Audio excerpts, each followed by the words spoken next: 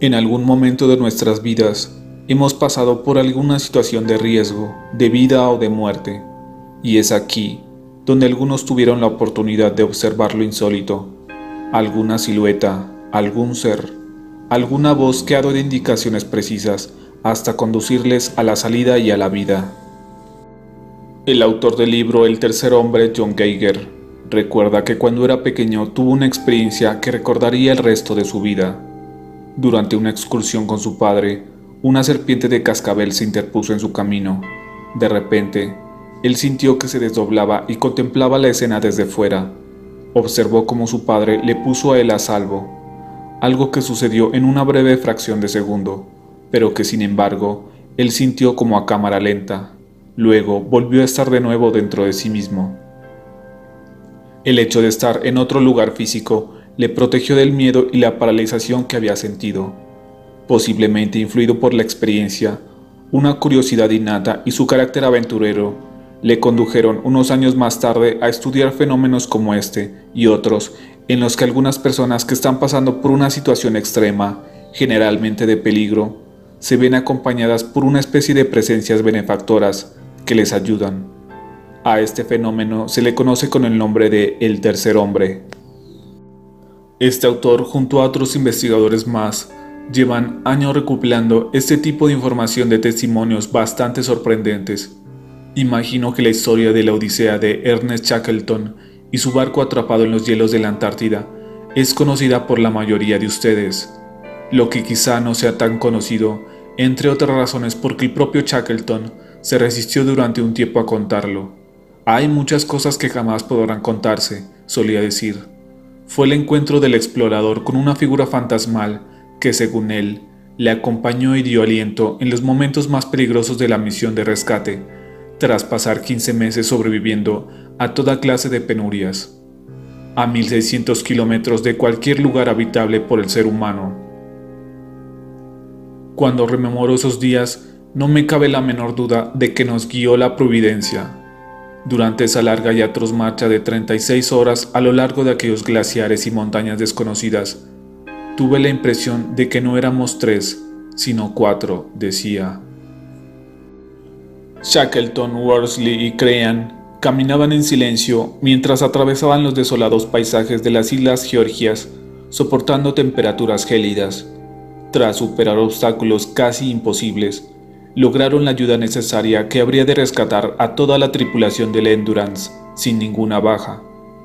Lo más sorprendente es que los dos compañeros de Shackleton también habían percibido la compañía de esa presencia fantasmal. Jefe, he tenido la curiosa sensación durante la marcha de que allí había otra persona entre nosotros. Otro caso recopilado es del capitán Joshua Slocum, el marinero que circunnavegó en solitario alrededor del mundo a bordo de su velero Spray, pues él también tuvo compañía. Le sorprendió ver al fantasma en mitad de una tormenta cerca de Gibraltar. Me percaté de que el barco surcaba aguas muy gruesas. Miré hacia la escalerilla y, para mi asombro, vi a un hombre alto al timón. Sus manos eran rígidas. Agarraba el timón, sujetándolo con fuerza. Su rostro se hubiera forjado en un vetusto molde. La presencia estuvo con él durante todo el temporal y cuando volvió a verse en apuros cruzando el Cabo de Hornos. Slocum se dirigía de vez en cuando a su desconocido visitante. Nunca he conocido a un hombre que manejara el timón con tanta maestría como aquel que condujo el Spray durante aquella noche perpetua. Alpinistas, náufragos, marineros, pilotos, astronautas, buceadores, víctimas de guerras y accidentes, etc.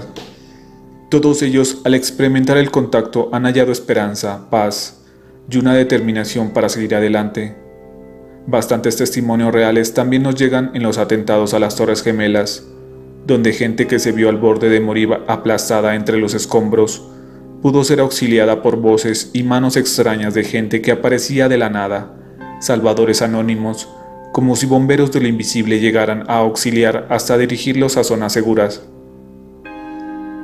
La alemana Elsa Schmidt-Falk tuvo una experiencia aterradora cuando escalaba en los Alpes bávaros. Confundió el camino y se encontró en una situación muy peligrosa. Un año antes, una joven se había despeñado exactamente en el lugar donde se hallaba Elsa. Aquel punto concreto parecía un callejón sin salida. De repente, Elsa percibió una gran bola de luz que se fue transformando en una figura de elevada estatura, con el aspecto de un hombre de rasgo chino. No se sintió ni sorprendida ni asustada, le pareció bastante normal. La figura le hizo una reverencia, habló unas pocas palabras, la condujo a un sendero seguro y desapareció tras convertirse de nuevo en una bola de luz. Historias así se cuentan por miles. Los testimonios como este han llenado las páginas de libros de misterio por todo el mundo. Tenemos uno de los relatos de náufragos perdidos en alta mar, cansados, en medio de la nada, esperando a la deriva el desenlace fatal. Cuando estos testigos se vieron con las esperanzas esfumadas, divisan de pronto una pequeña balsa, y en ella un solitario hombre que casi no hablaba con ellos, y éste los ayuda a salir del mar. Uno de ellos cuenta que aquel hombre salvador tenía la mirada perdida y solo se limitaba con ver al horizonte. Así como llegó, así los condujo a la orilla a salvo, y sin más ni más, se marchó en medio del silencio. Se contaba que por aquella zona siempre aparecía el fantasma de aquel marinero, tal vez en misión de rescatista para la redención de su alma. En los viajes por carreteras también encontramos varias recopilaciones de estas experiencias paranormales.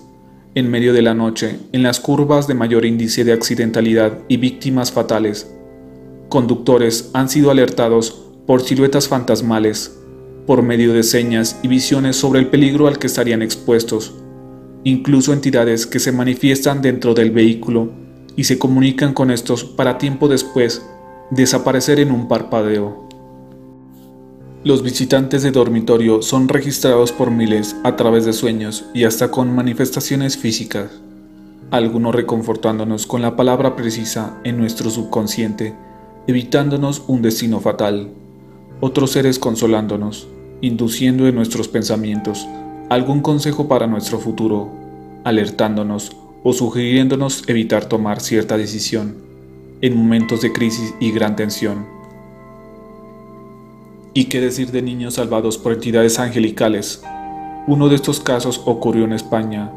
Una mujer nos relata que de niña terminó perdiéndose en una espesa extensión de bosque. La pequeña, invadida por el miedo, el frío, el hambre, relató que en su agonía una mujer luminosa y muy bella se le apareció inundándole de un estado de paz, de un confort que nunca antes había sentido. Tiempo después, los rescatistas la encontraron luego de varios días, extrañados de cómo una niña pudo sobrevivir sola en medio de un lugar inclemente por tanto tiempo. Otra teoría más sugerente sobre este fenómeno señala que sería la consecuencia de un mecanismo innato de supervivencia que nos alerta ante las amenazas. Sin embargo, no hay pruebas concluyentes de que sea así. De hecho, hoy por hoy, no se puede demostrar que exista una base orgánica. Quizás sea más una cuestión de fe.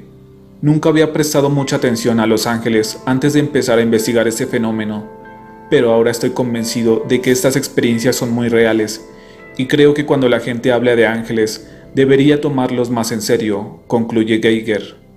Lo importante, en definitiva, es que la presencia percibida se experimenta como una fuerza real y potente que nos impulsa a superar peligros aparentemente insalvables.